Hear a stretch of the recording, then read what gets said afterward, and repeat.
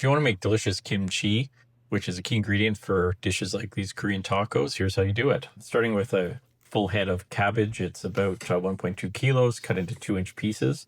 And I've got 4 tablespoons of kosher salt. I'm going to mix that up in a bowl to take the moisture out, let it sit for about 2 hours. In the meantime, I've got about a 500-gram chunk of Chinese radish here. I'm going to cut that into matchsticks. I'm using microplane, but you can do this by hand as well.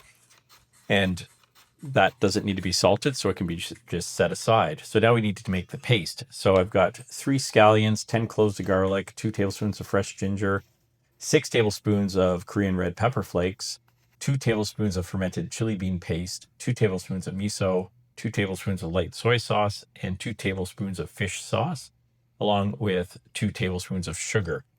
Going to give that all a big mix, and then put a couple tablespoons of water in there just to loosen it up.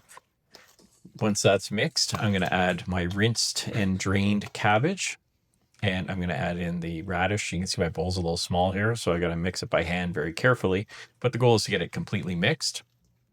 And then I'm going to add it to a large glass container here with a loose fitting lid. I had a bit of extra, so that goes into another container. I'll put those together after about a day. It'll have shrunk. And here you can see after 2 full days on the counter at room temperature, when you give it a squeeze, you can see the bubbles. That's all the fermentation that has happened. And this is actually all of it together.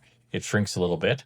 So now I've given it a taste. Tastes great. I'm going to put it in the fridge to stop the fermentation, and it'll stay in the fridge for a very long time and probably hit its peak taste after about 2 weeks. Hope you tried and enjoy.